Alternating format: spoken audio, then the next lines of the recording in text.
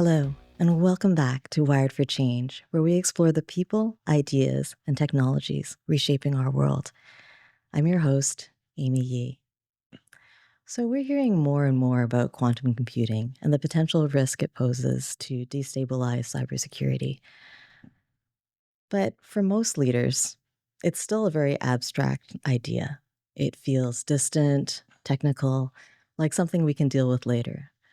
But the reality is, in many environments today, we're already looking at treating this like a real problem. And it's not just encryption that's at stake, it's trust in communications, systems, and increasingly in what we see and what we act on.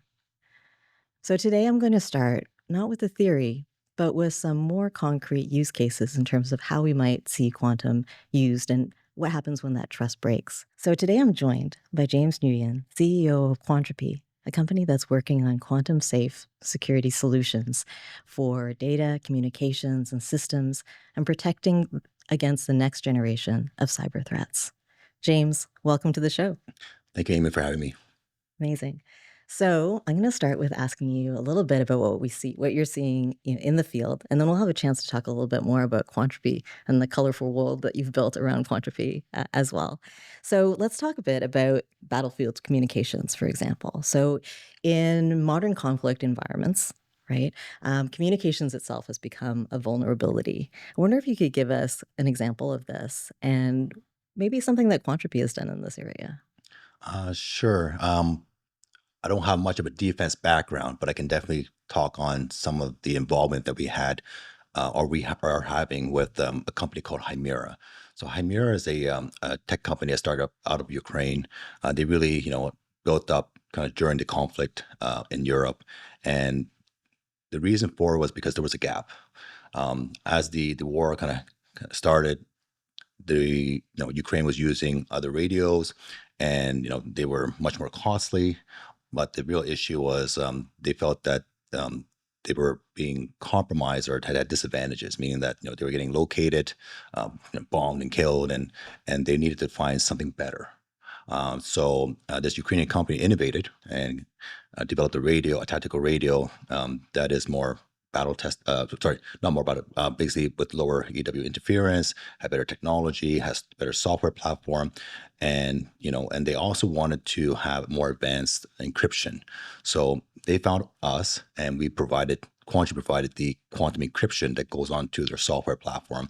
That's an easy upgrade to become kind of a quantum safe symmetric encryption on the radios. So now you have a radio price point that is, about 15% of the previous cost. So this also allows for every squad member to have access to a radio because of the removal of the cost constraints. This increased the efficiency of the squad. You also now have, basically innovated technology, right, to take care of, being located or reducing that. And then now you also have mitigating the compromise of your basically communications being leaked to adversaries with stronger encryption. So this is an example where urgency, such as a war, drives innovation, and of course drives investment. And we've been very happy to partner with Chimera because they also gave us an opportunity to deploy our basically quantum safe solutions into a defense market. So now you have, like the Deputy Prime Minister of Ukraine boasting about these radios. These radios are the most battle-tested radios, tactical radios on the planet because of that war. And Quantropi, has been privileged to provide, one small part, which is the encryption part of those radios. And of course, Chimera is busy, with the war. We've also looked at from a commercial standpoint to help them also be the exclusive kind of distributor and reseller into North America and NATO allies. So we're very happy to be part of with Chimera. That's great. So that's an example where it's deployed in the field now. They're being sold, these radios Yes, it's today. yeah. So, we kind of like say like we're very, proud to say that, as a Canadian company, our encryption technology is being battle tested in a war right now. That's great. And then just to be clear, and just so you know, also my audience is a general audience. So I have folks from healthcare, I have folks from government, I have leaders from across the board who are interested in how technology is evolving and how to better empower kind of informed decisions.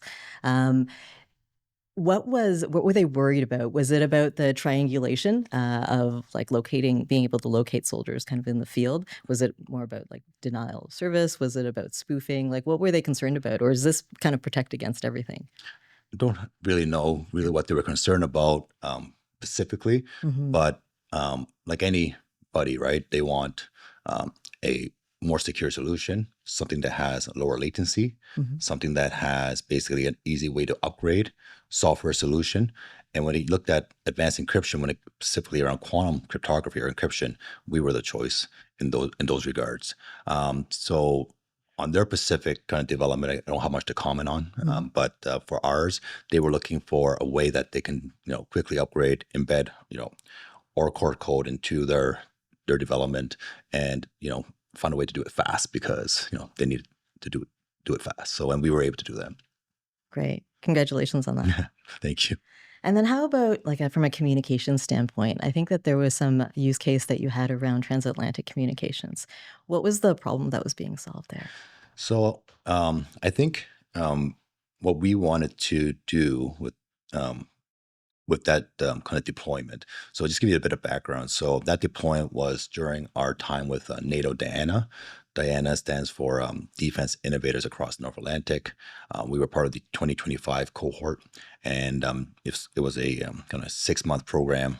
And that deployment, we wanted to show a dual use, right, deployment. So what I mean by dual use is that that technology that we did for kind of like the world's first across North Atlantic quantum security communication between two NATO labs, so Copenhagen, Denmark, and Halifax, Canada. We wanted to show how we could deploy that, but more importantly, with existing gear, fast upgrade. So we did that for the program, and that's really to kind of show that because at that time, right, you have the Prime Minister, of Canada, Prime Minister Mark Carney, and then you also have, Prime Minister of the UK saying that we want to basically look at quantum technology, specifically at quantum communications. Look, how can we, better secure our networks? And so we said, okay, well, you know what, this is a perfect timing to show that, we can do this today, because typically other options were like people were looking at photonic quantum key distributions, right? Basically solutions. And that there requires new infrastructure, hardware, very costly.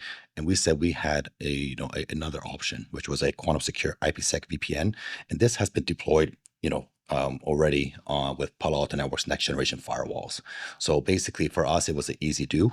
And we didn't require new hardware. We could do it on existing, devices. And this here was really just to not really solve a problem today, right? Although it does, because what it also helps solve is once you have that secure communication, like you're also preventing harvest now, decrypt later, which we could probably talk to it more about in a bit. So the purpose of that is to how do we harden today's networks, right? On both the civilian side, but also on the government and military side. Because, right, the purpose of this program was to identify companies that had advanced technologies that could rapidly deploy, right, from military use cases all the way to civilian life. Because, adversaries will be attacking at all points. Okay, so let's unpack sort of the problem now versus the problem later Mhm. a little bit. So in both of these cases, they wanted more future proof solutions because quantum computing is advancing quickly. Is that fair to say? Yeah. So the problem is this, right? So the problem is that the advancement in quantum computing AI, right, is going to render all encryption that we use today to become useless. Mhm. Okay.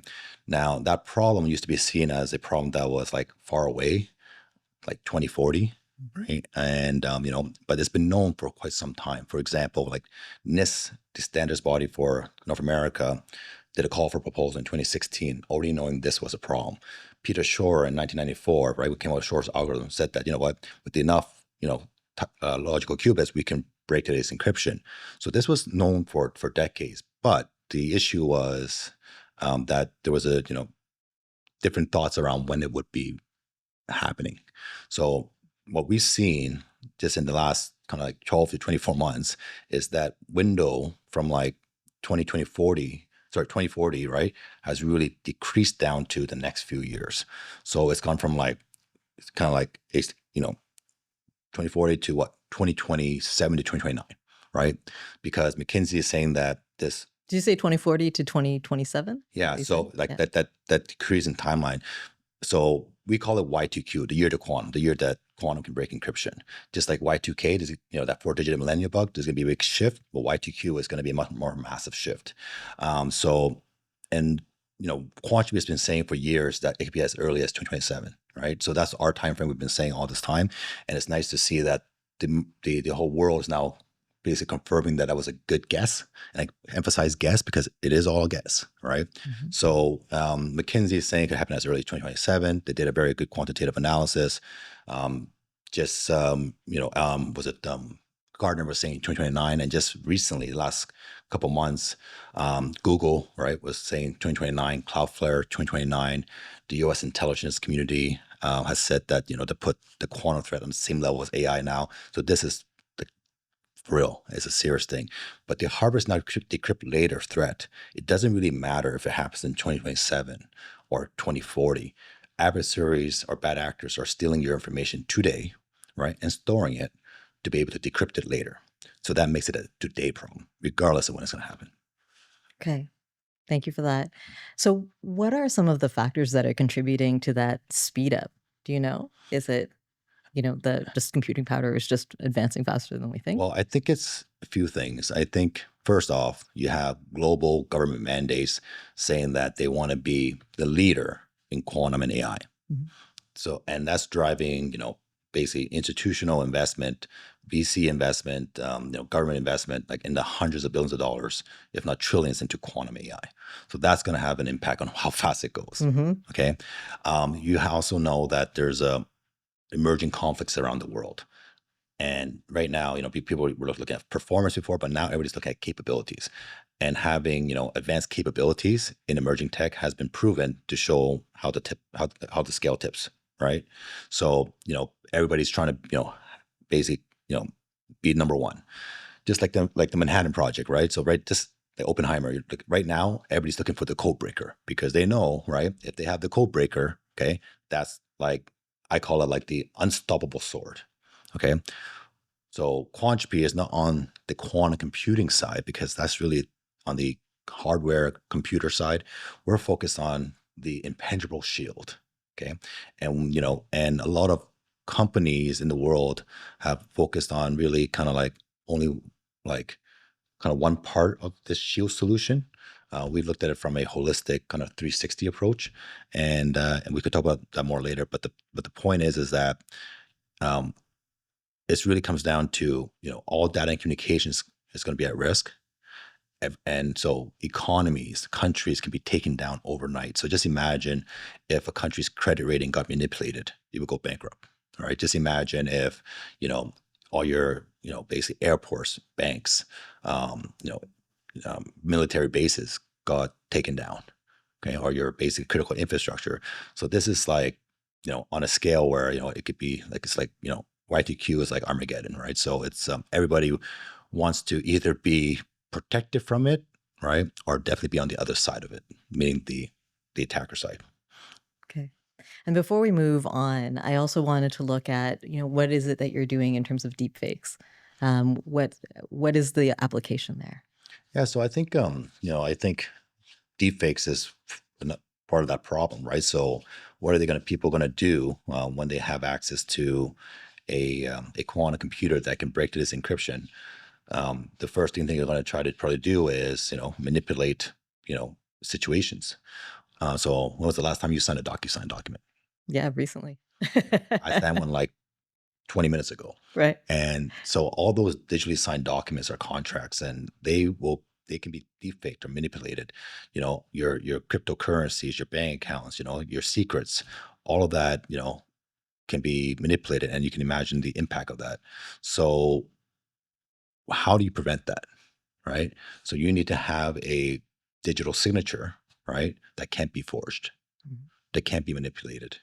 So for example, one of the solutions we're looking at is around, could go around communication, right? So we have the tactical radio communication, but we also have like military grade video communication, where it's like, I believe we're the only company in the world that has done this, at least our way. So we have a video, basic communication solution that is a video encoder, and we do the video encoding and quantum encrypting at the same time, and reverse wise, video decoding and decrypting at the same time.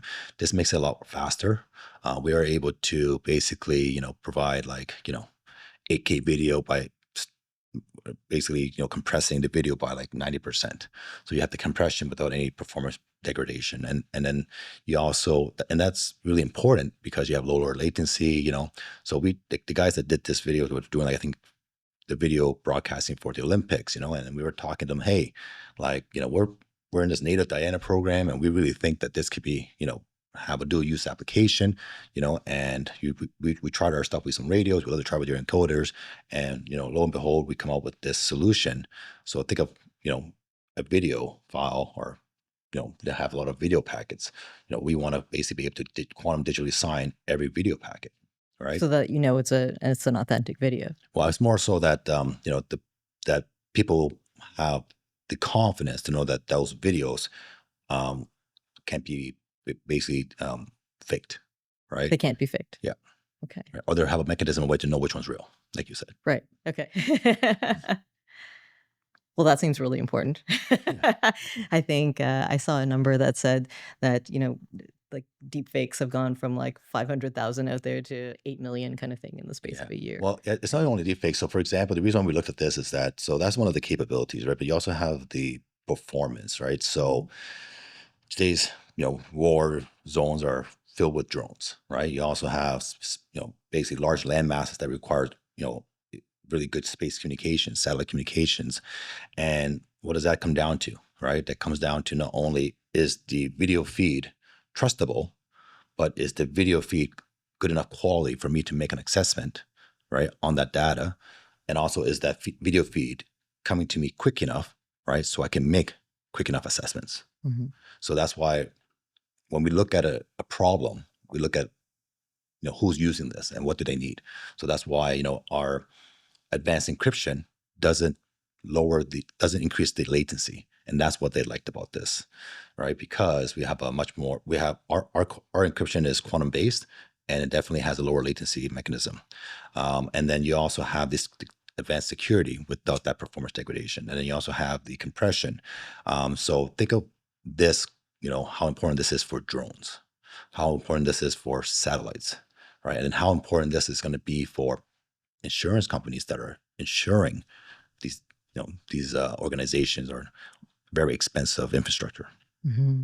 It seems like there would be demand from just about everywhere. Are there some industries that are asking more questions and trying to be more prepared than others? Is it governments, for example, or is it, critical infrastructure? Is it across the board? Well, I think definitely, of course, I think governments are asking more and more questions. Mm-hmm. I think that there's a gap where there's a lot of people don't really know what to ask, because it's like, I think we're getting asked from customers, and when I say customers, that could be government, that could be banks, that could be this. It's more so like, okay, we know this big threat is coming. Mm-hmm. Okay, right? One, what can we do about it? And then we have those discussions, right? But Quantropi is a solutions provider, right? We have a platform that enables quantum secure applications, devices, and solutions and products. So we more so like, hey, you know what product or solution could help your organization, right, down the road? Like, what's most important, right? And some people might say, well, we just need to secure point A to point B, because we just supply data from point A to point B. Some people might say, well, we have a healthcare app, right? We just need to make sure that we can have a way to make sure that our healthcare app is protected. So it's really understanding down to the needs of the business when it comes to an organization. But for a government, right, you're looking at really critical infrastructure. You're looking at policy, right? Policy is a big one, because it's not about if you have the best technology only, but how fast can you implement this, right? Do you actually have a plan, right? Do you have policies and basically mandates in place to make this a real priority? So I find the biggest question that gets asked from organization is that, when are people going to take this seriously, Hmm. right? When the people that understand about the problem, right? And like there's organizations that are kind of pushing it. It's getting much more attention now, which is great. Hmm. But I think we already ran out of time. So I think like there's because I'll give you for example, right? Even people that we talk to, or companies, or organizations, or governments we talk to, okay, they know the problem, they know they have a solution, right? But nobody wants to be that first mover, right? It's just like the pandemic, right? Hmm. Everyone knew that there were like basically this could be coming, right? But until the pandemic came, then everybody kind of starts scrambling, right? So there's a cyber pandemic that's coming, right? We believe we have the best vaccine, okay, that everybody's going to need. But how are you going to make sure that vaccine gets to every person or endpoint, right, in time, or when it actually happens? And the thing is, like Y2K, right? You saw the migration, right? Like how long that takes, or even the cloud transformation, all that kind of stuff. It's going to take years, if not decades. So right now is like when people ask, it's like, okay, well, what can we do today? And we always tell them, hey, we have solutions today that you can deploy today that can harden your networks, harden your security. Like for example, like we have a partnership with Palo Alto Networks. We have a few solutions with them, and one of the solution is that quantum secure IPsec VPN under existing standards through their firewall upgrade. We say, hey, just take the upgrade, right? Hmm. And that hardens your network security, right? We say, you know what? We're not like the consultants, but there are definitely a lot of qualified organizations that can help you do an audit and find out, hey, where are your crown jewels? What you got to protect first? Do an analysis, like kind of red, amber, green, and say, okay, well, we like red is basically if this stuff gets stolen today, we're screwed, Yeah. right?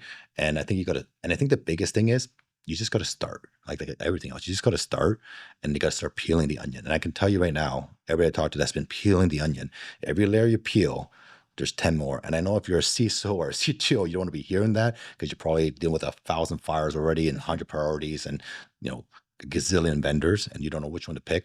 So I think, I always recommend is that talk to your trusted partners first. They're definitely looking at this. Talk to your network providers, your infrastructure providers. They're looking at this. But when it comes to your responsibilities, like when it's your time to act, right? Hmm. Make a decision and make the right decision because these are going to become board items. These are basically going to become, your butt, right? Because if something happens, right, people are going to get fired or go to jail at this scale, right? Because people are going to start pointing fingers eventually, soon. And then I think, like, as you can see, cybersecurity and insurance risk premiums are going are rising, Hmm.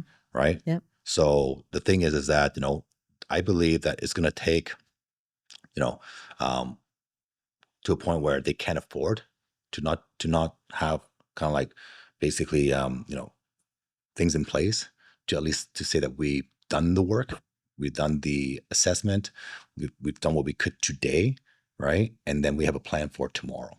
And I think a lot of organizations don't have any of that. But the thing is though, like I think it's really moving forward now, but it's gonna have to move a lot faster if we want to be responsible. Are there any key regulatory drivers, for this? Yeah, I think the thing is there are, right? Like, but I think every country is taking their own stance, right? So, like I think like, you know, and that's just how things are. Mhm. But for example, like I think it was at end of 2023, the Biden administration came out with like the Quantum Cybersecurity Preparedness Act, and they said, hey, you know what? In like a year of NIST finalizing kind of the post quantum cryptography standards (PQC), that you must have implemented this if you want to sell to the U.S. government. It was like a procurement law. Mhm. So NIST came out with their standards in late 2024. We're now here. Mhm. Well, a lot of people are starting and it's becoming mandates, but it's slow, Yeah. right? And you can think of this from a business standpoint. It's important because, like, we had a coffee maker that called us and it said, can you have an idea of how we could do this with our coffee makers? And we're like, well, why does a coffee maker need quantum encryption, right, or post quantum cryptography? They're like, well, this procurement law will eventually potentially prevent us from selling a lot of coffee to the government. Like, we can't put a coffee maker in a Pentagon if we don't have this, right? That would be a really big problem, by the way. Yeah, yeah. Well, I'll tell you, yeah. Well, I think no coffee is a big problem worldwide, right? But it's like, so you can see that's when people start listening, when their bottom lines are hurt, their reputation's at risk, and they can see, right? But the challenge today is that when people hear the word quantum threat, they're like, okay, well, I have no idea what that is. I got a gazillion other bigger priorities or bigger fish to fry, but they don't understand how big this whale, it's not a fish, it's a whale, right? And it takes time. So, and the question is, if somebody asks you, do you know about the quantum threat? And the answer is no, that's a big problem. Yeah. And if you do know about it, and they ask you, what are you doing about today? And you're doing nothing, that's a big problem. And they said, okay, well, if there was this Y2Q did happen around 2027 to 2029, how screwed would you be? Right. Like, how would that be felt? Yeah. Right. What would be the impact of that? Right. Right. And imagine all your answers like, I don't know, but you're a Fortune 500 company, right? Or you're a bank, or you're even a government department, or a healthcare provider. I wouldn't want to be in that leadership role. Right. Right. So are people doing tabletop exercises around, what happens if it happened? People are trying to do their best they can, and that's why I always kind of say, I'll give you an example. I was just talking with a large organization, right? And they said, okay, we really get this, understand everything, but we just don't have time in our roadmap this year to do this. Yeah. But then I'm like, well, what, like this firewall upgrade with Palo Alto Networks, we can do it Quantropi. If you choose Quantropi, right? Mm. The only Canadian solution on there, and we're on Palo Alto Networks website, we can do this, in a matter of minutes. Right? Mm-hmm. Okay. But I think it's like, everybody's like trying to wait, hey, once my other buddy over there does it, or whoever does it, I'll do it. Right? And just like the banks, right? No bank wants to be the first guy. Nobody wants to be the first guy, right? And but the thing is, it's like, I believe that even the people that are doing it haven't really announced it yet. And one thing I can tell you though is, most like your adversary or competitor is looking at something, if you're not, and you definitely don't want to be the last person, right? Because like I said, people are stealing your information already, either you know it or not.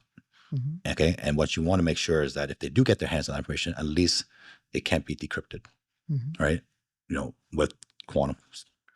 So you've worked in a banking environment kind of thing. What are some of the risks if we took the banking environment as an example of what that would look like if they were unprepared?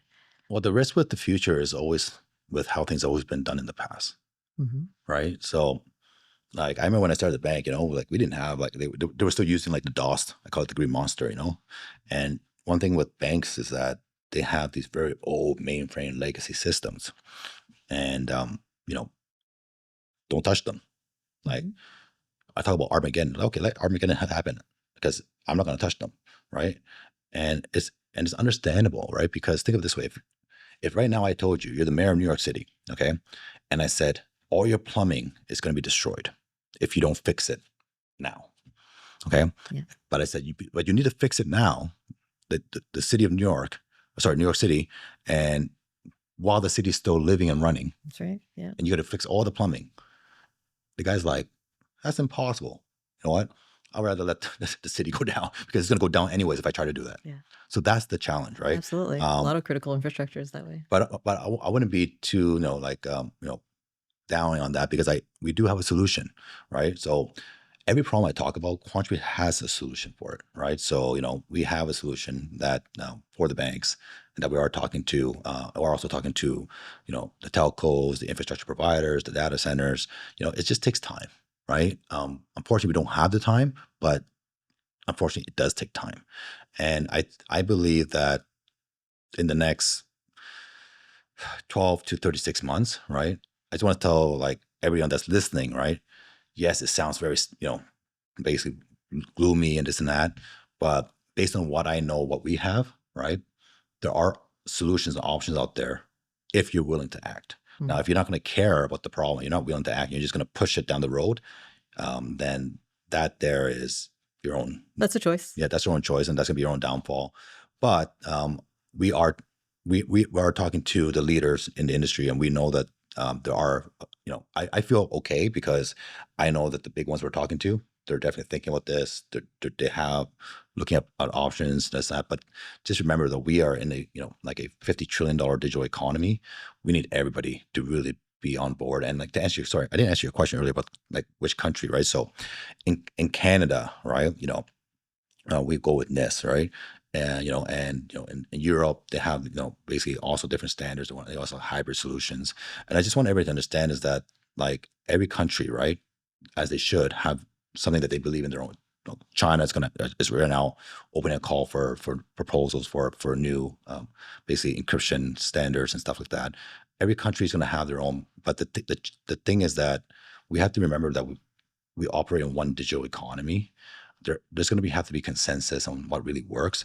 And I think one of the big exercises in the next 5 to 10 years is to get a consensus on what is the global standard. Of course, I believe we are going to be a big part of that, but we'll see, right? Because that's really it. Because I think, and that's what everybody's waiting on to see. Okay, well, the world hasn't figured it out yet. Why do I have to figure it out? Right. Mhm. And that makes total sense. But there are solutions out there that the world doesn't need to figure out that are good hygiene. Like I'm just saying, like if there's basic stuff that you need to do today, like I said, that upgrading your firewall, right, or a few other things that I don't want to be kind of promoting all my stuff, but Yeah. there are solutions out there. Talk to your vendors, and that, and say, hey, what is the easy upgrade here to say at least I can start doing something. Right. And I think it's important because it helps you with the homework, and I think the homework is more important. Understanding your own business, understanding how things are operating. Because the people that started this are like, oh, I never knew I had that. I never knew that was a vulnerability. Yeah. I never even knew that we own that company, right? Yeah. Yeah. And our Absolutely. responsibility now, stuff like that, right? Absolutely. Absolutely. And so, you know, organizations have their own accountabilities, but as you mentioned, we're all part of a larger ecosystem. We're all very connected. We've got supply chains that connect many of us. And you also mentioned, something that makes it sound like you also got kind of a personal concern because you said, well, I feel okay, right? Do you feel like, and we know like there'll be more solutions out there. There are other companies that are working on this as well. But in terms of, when you think about kind of the world and what could happen kind of more globally or within, certain countries, is there a concern that you personally have based on, the fact that we're all connected and the ecosystem? Well, I guess. Oh, when I said I feel okay. I mean, I feel confident with our approach, Hmm. um, and so I talk a bit about that. So, my chairman of the board was the president of Norton Networks Optic Division. Like my co-founder and chief scientist, was the like a lead researcher and scientist at Bell Northern Research in the photonic quantum key distribution division, right? So, like they work with the same group that built and sold today's network gear that builds today's digital infrastructure. So they've seen this problem coming from a mile away. Hmm. And so the solution that we built with Quantropi was meant for today's digital world. Okay. And that that there makes me feel okay. And then your other question was? But just, I mean, is there a larger concern that you have just like as a human that is participating in this larger ecosystem where, if nobody acts, then something will happen that, Well, it's like I said earlier, right? Like it's, if like one organization can only do so much of it on its own, right? But are there ripple effects, for oh instance, that you'd be concerned about? yeah, well, there's like I said, we're one economy, right? There's there's definitely deglobalization is happening in the world, and everybody's focused on like sovereign solutions now, and we can't trust anybody, our things are allies or alliances that used to be alliances are falling apart, and Mhm. things are changing so fast in this world. So it comes down to is that what it just of course is to me I'm worried because what world would it be like to live in a world where you don't know who to trust, what to trust, or some might argue that the world today is that. But just imagine if you think today's world is bad Mhm. already in that sense, imagine you really can't trust anything or anyone because now that we live in a digital world, all that can be manipulated, broken, you know, deciphered. Yeah, sounds bad. Yeah. Yeah. Thanks for that. And so I want to pick up on something else just in terms of, yes, people are asking more questions. People are more aware. Quantum, it's been a while, like we've been talking about it. Are there any misconceptions that you still come up against that we can kind of demystify? Um, there's always going to be naysayers saying that this is not a real problem. It's not going to happen that soon. You know what? Like it's all fluff, right? There's still naysayers. There's always going to be naysayers. Um, I um, I think misconception wise is the biggest misconception is that people think that they need to, that they don't have a way to mitigate the risk today, right? They think that, you know what, like, oh, if the whole world can't figure out what to do, like, why do I got to figure out? I think to me, right, like I look at I always ask myself is, regardless of what's happening in the world, regardless of what it's not, I ask myself is I have to do my own homework. I have to do my own due diligence. I have to figure out how do I protect myself today, right? Just like I'm the head of my household, right? Regardless of what happens in the world, this and that, all that, there's a lot of noise, right? Yes. So you got the assessment. It's okay. What's important to you, right? What's the life or business you're trying to build? Okay, what are your obligations and your duties that you must and basic values that you must uphold to and protect that, right? And that protection is not just quantum encryption. That protection is policies, right, you have in place, right, standards that you uphold to, right, um, company culture, right, because I think it needs to be embedded into your culture, right. So like and that's where I find that people misunderstand is that this is not about some advanced technology. This is just about you practicing what you preach. Cool. I like that Yeah, a lot because a lot of the time people do make it just about the technology, yeah, and it's not. It's how you live it. It's how you think yeah, about it. Sometimes you don't have to be the biggest expert in technology, but you have to know what you think about it. You have to go through that that yeah, that process of knowing what yeah, you think about it as an organization, kind of thing. Even if what you're thinking about is wrong, like go through like the the process yeah. of figuring that out, and don't ignore it because you think it's just tech, for example, or Mm. something like that. Okay, that's a good point around that. So, in an organization that is doing this well today, and based on the experiences that you've had with organizations, like what are they doing? The organizations are doing it well, right, they're not waiting for the answer. Mhm. They're not waiting for anybody. They are finding the most trustworthy and innovative partners to say, hey guys, I believe this is a problem. Okay. And I don't think there's a solution out there that really fits what I want to do. We got to find, if we can't find what we want, we got to build it ourselves. Mhm. And we have to find a way to build it. Okay. And we got to find the best, technology and innovation partners and, you know, investors, whatever it might be to make sure that this happens. Those are the leaders, Okay. right? Those are the early adopters.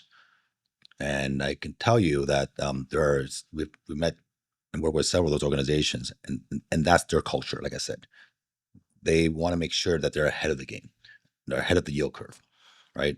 Those are the those are going to be the companies that lead us into the post quantum era and are going to be big, big, big, big winners, right? The companies that what think they know everything already, think that that things are just going to be okay, you know, are going to fall behind, Mhm. unfortunately, Mhm. or even worse, disappear because as a banker, no security equals no trust equals no bank.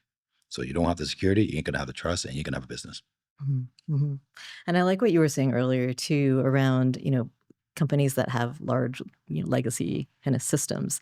Um, you might feel like it's impossible as a task, but you're saying that there are solutions out there that are possible Mhm, that can help with that, mhm. essentially. Are there, and this is probably an "it depends" kind of answer, but do you have any sense of whether it's better to start building new things that, are quantum safe, that have that are built with that in mind? Or is it okay to just continue to try to, continue with existing systems and find solutions on top of that? Any thoughts on that? My answer to that is build new things Yeah. that work with existing solutions or infrastructure. Mhm. Because so when we built our solution, which is Keyspace, a hybrid SaaS quantum cryptography platform, we built it with a few conditions in mind, Okay. right? I'm talking with customers. So we said, okay, it has to preserve the existing mode of operations for businesses. It has to preserve existing infrastructure. It has to be software. It has to be a fast upgrade path. It has to be agile, right? It has to be easy for the customer. It has to be scalable. It has to be low cost. It has to be, fast. Because when we built this platform, we didn't build on trying to be the next flavor of the month or cool. We said, okay, what are the things that are not going to change, right? Security, speed, reliability, flexibility, that kind of stuff, right? So that there. So because the banks, telecommunications companies, all these large infrastructure players, data center, they're like you have to work inside of what they have, right? And we've been blessed with the wisdom, right, of the leadership team of Quantropi and the founders, is that they really helped make sure that we took the narrow path. It was much harder, but it took us much longer. But I think that's going to give us a much more bigger advantage, because that's what the market has been telling us, and is even telling us louder now, that that's what they want. And I think that's going to give us an edge in the market, but more importantly, it's going to give the customer, right, a lot more confidence. And you know what? I don't have to rip and replace. Oh, I don't have to spend that much more money as I thought. So I think the biggest challenge gap is the education component, because people only know what they know. And then even if there was an alternative, right, they're afraid, right? They're like, okay, well, that sounds really great, but how do I know that it can be trusted? How do I know that I'm not going to have to switch this again? How do I know that that this is reliable? So it's scary, right? It's scary because you're talking about infrastructure and systems that have never been touched for decades, right? And now you got to let something new in. And even if everybody says you did all your due diligence and it seems right, what if it doesn't work? Or what if it slows down? Or what is it? And don't forget, people that are in these roles are typically for a few years, whatever, to say, well, maybe I'll just pass this problem on to the next guy. I'm going to retire in a few years. Forget about that, right? So you're dealing with that too, right? So there's a lot of change happening in the market, and you see what's happening with AI. They already have enough problems, right? Like forget but the thing is, we We're always still tell trying to people, figure out what to do with that. yeah, it's like they're still figuring that out. So, but people have to realize is that quantum is just going to balloon that problem of AI, because it's going to accelerate the learning of machine learning AI to the point that it's going to be like you can humanly do something. So that's why you got to put the mechanisms in place now, right? The guardrails. So I'm just telling people, just at least put in some guardrails, right? Because if not, after that, you're just going to throw in the towel. So when you say guardrails, what's an example? Well, like I said with earlier, right, with the like hardening your networks with the Palo Alto Networks next generation firewalls upgrade, with the Quantropi solution, there'd be like, what, it's basically looking at what basic gateways and tunnels, the key pipes in your city that you need to focus on, where your crown jewels, right? Are you adding extra layer of protection, right? So yeah, if you're using AS256, could you add a quantum secure wrapper on top of that? Adds a little bit of overhead, but it protects your crown jewels, They say, okay, well, I can't touch this. Is there a way? You know what? And we have a solution. So I don't want to kind of be that kind of product on on this podcast. So if anybody wants to understand more what's out there, we have a lot of content online, our YouTube, Instagram, LinkedIn, and Twitter, or sorry, X, and of course we have a lot of our website. Check it out, or just message me directly. Happy to ask questions. But I think I always say, it's just start with your existing vendors. Like the Amazons, the Microsofts, the IBMs of the world. These guys know what they're talking about. And I think you have to start with where you have a trusted relationship, right? But if you go to your trusted relationship and say, you know what, that's nothing, that's not, then you need to keep looking, because this is a real problem. You can just Google yourself, or just listen to Google, right? Right? And then they'll tell you, because like there's like, I think that the other video content I did around Google's announcement, where they said they could potentially break Bitcoin now in like 9 minutes, right? So it was that they're saying the that there is like totally change. Just to help people calibrate, right? Because there are always extremes, right? There are going to be people who are, saying that this isn't a problem, this is like a myth. But then there are going to be people who say we're all hype kind of thing, right? This is like, more than it Mm. should be. What does the hype look like? Just so that people can Well, understand kind of well, there are extremes. well, I think it's like, I think the hype is, I wouldn't call it hype, I say it's noise, right? Yeah. Yeah. I think the noise is that, like, oh, if you don't, if, if you um, don't basically upgrade all your endpoints and all your solutions, you're screwed, right? Okay. Like I said, I think this has to be a thought out based approach. Hmm. And I think you need to bring in a lot of experts. Like when customers come to us, we're say, hey, we have a solution, right? We have basically general knowledge around all this other stuff, but you really need to bring in different vendors, different partners, different consultants to really look at different components, right? Just like when you're doing a transaction, right?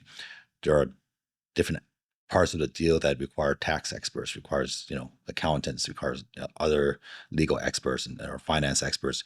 So when you're looking at this, right, that's the thing, right? So talk to your big consultants, right? That, your KPMGs of the world, PwC, like these are folks that are looking into that have been looking to Deloitte, right? Deloitte's a big good one, right? Been looking to this for years. So talk to your advisors, right? Like I think that's what I always recommend, right? And if you talk to your advisors and say, well, this is what you need to do, and then you say, okay, well, to do that though is causing my company a bit of a headache because those solutions don't really work for us. Then you know what? Look for alternatives. And I'm telling you that our company Quantropi was built for those situations, right?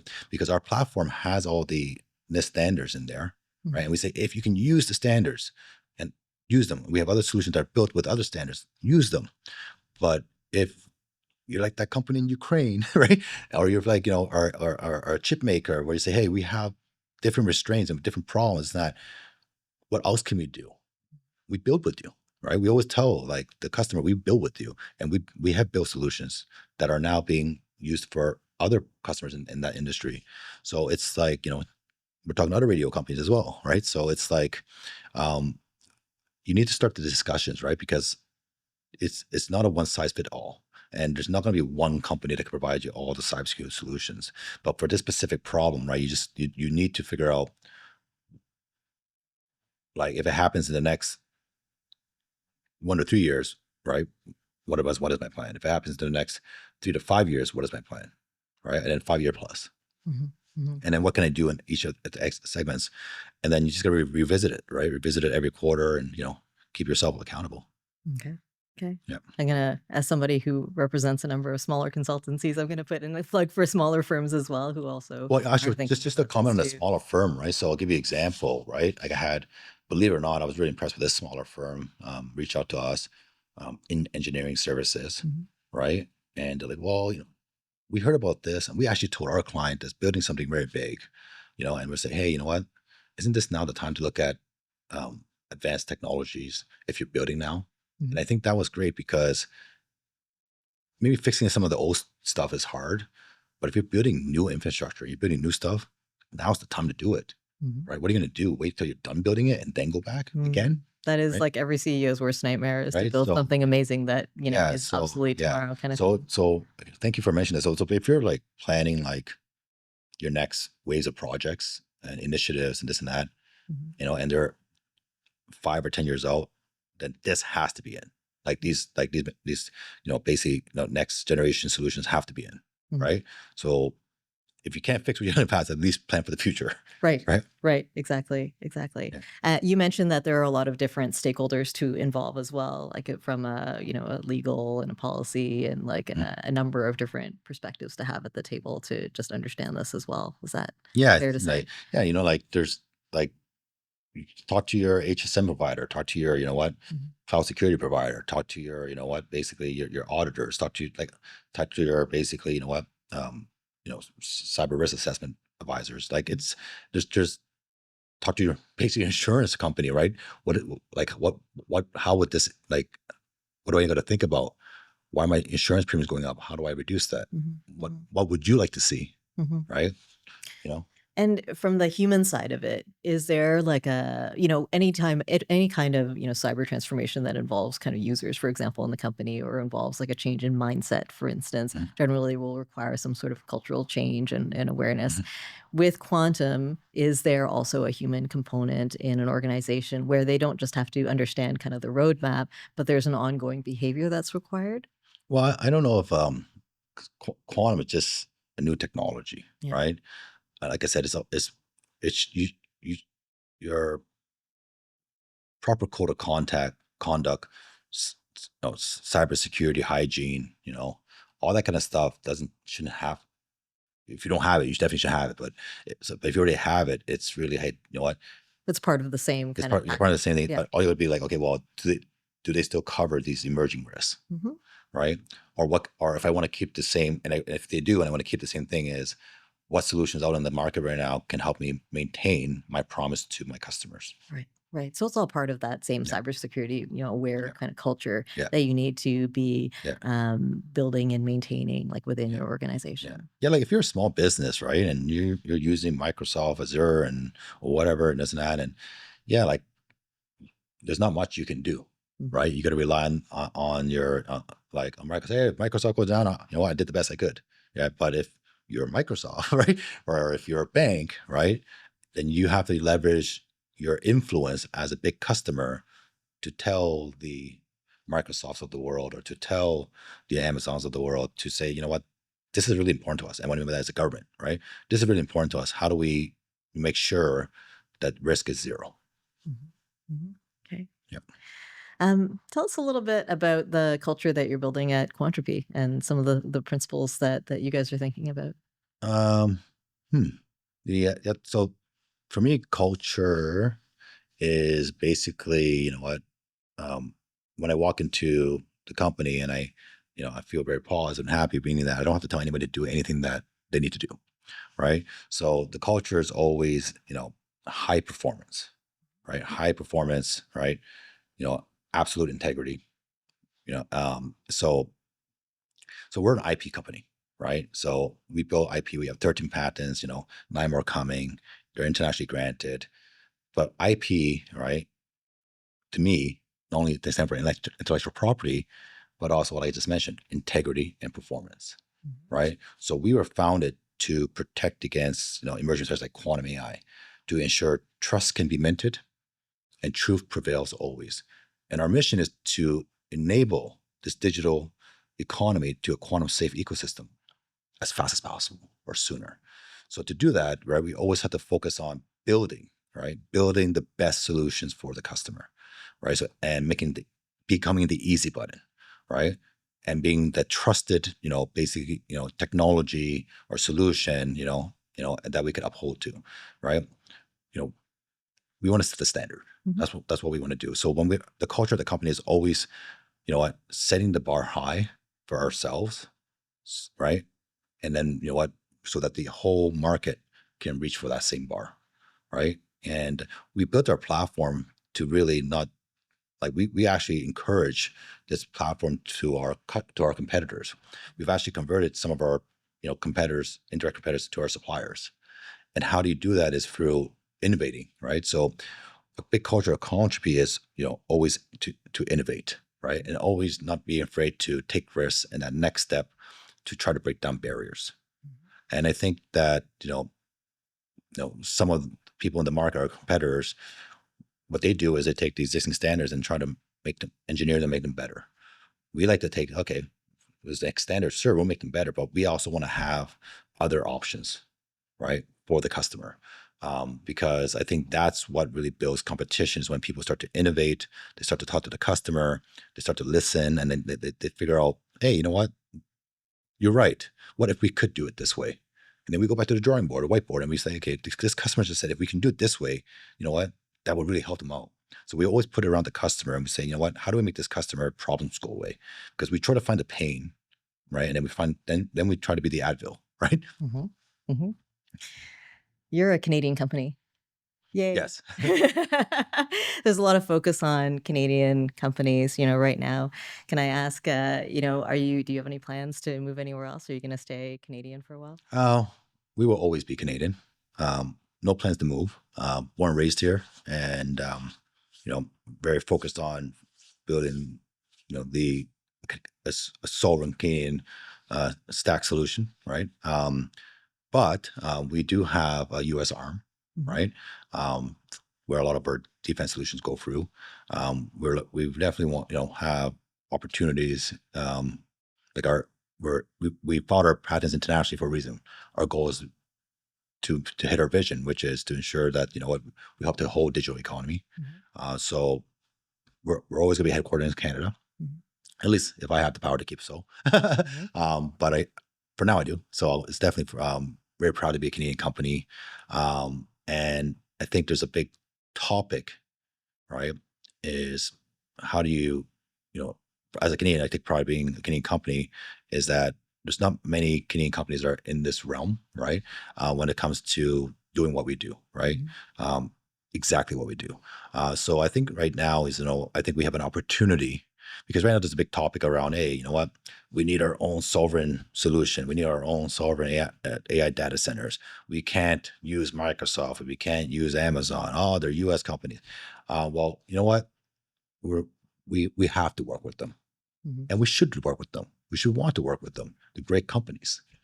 They've done a great job. Yeah, they're U.S. company, but you know what? I think the future, we do need to look at our sovereign interests as Canadians. But I think just to kind of like cut them out or build barriers, I don't think that's the way to go. I've told a lot of my friends and partners around this topic that I think the way to go, right, is to find a way to add more Canadian content, right, into the infrastructure. Where we need to have a bigger voice, we need to have bigger influence, right? But we definitely can't just cut out our strategic partners and our allies. I don't think that's the way to go. And I think part of the reason of keeping us as a Canadian company is to help ensure that I can help influence that decision or those decisions.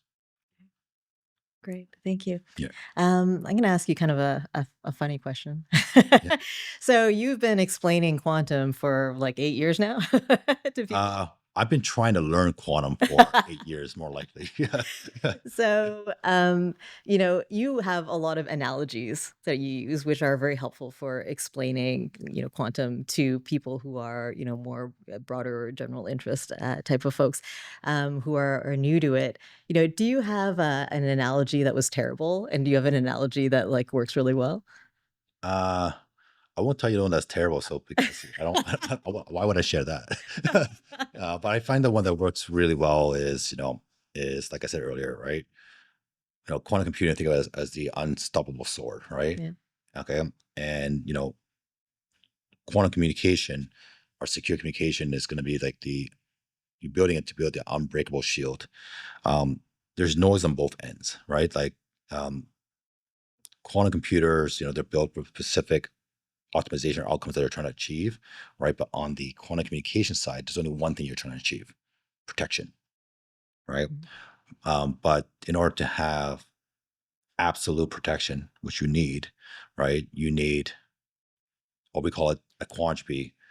The only complete true cryptographic solution is key space. And true, the acronym stands for TR, stands for trust.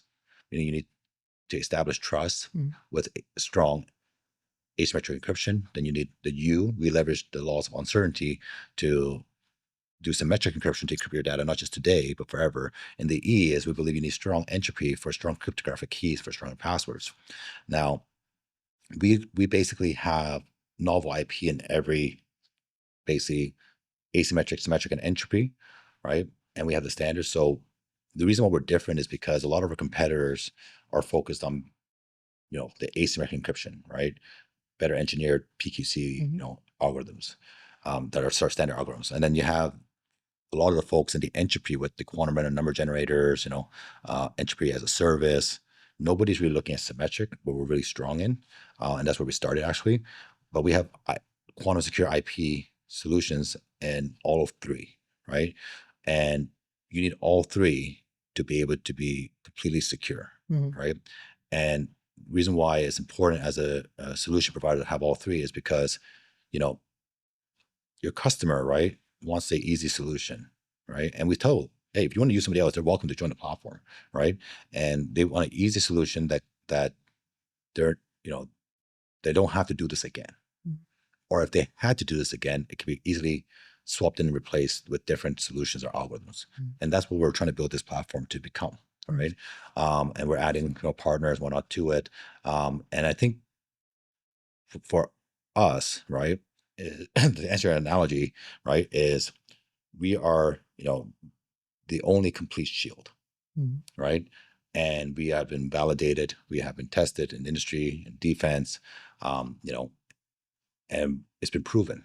And the biggest analogy I'll say to like to say to people is think of Quantropi as a company that that that basically has provided a solution that fits on like a small Bluetooth device or any chip, right? Fits on something that nothing else can fit on, right? Or any other security solution can fit on. And think of Quantropi, right, as the software alternative, okay, to quantum secure solutions. Think of Quantropi as the digital solution to quantum key distribution, because we have a digital quantum key distribution solution, right? Think of Quantropi, right, as when somebody says you can't do that, check with Quantropi first before you say that, right? So I think it's like, I don't really have much analogies.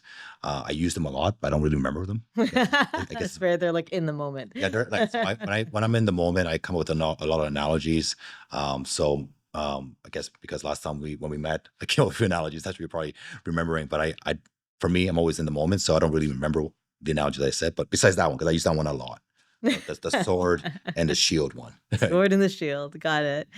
Okay. So from last question, really from a technology agnostic standpoint, if there's one thing that, you'd like a leader to take away from this conversation today, what would it be? Well, I think, well, every leader I talk to, what I'm trying to tell them is that, is is is one thing, right? This problem is real, right? The risk is now. Okay. You can do something about it today. So do it. And it doesn't cost a lot, right? Like it really doesn't cost a lot. If you don't believe me, reach out to me. Okay. Yeah. All right. Thanks so much. Really enjoyed having you on the show today, James. Really appreciate it. And I also appreciate, how much you're on social media trying to share, information and news as well. So I know people will be able to find you that way. Yeah. As well, any last things that you wanted to say for today? No, I just want to say thank you for the opportunity, Amy. Yeah, It's great. course, It's been a great chat. Awesome. It's great to know you. Yeah. So thank you for joining us for another episode of Wired for Change. If you haven't subscribed yet, I'd ask you to subscribe so we can build a critical mass of people who understand change and technology and people and ideas that are impacting us today and will continue to impact us in the future, like quantum, which is going to impact us in the future and is already impacting us today. So please do subscribe. And thank you so much for listening today. Take care. Bye-bye.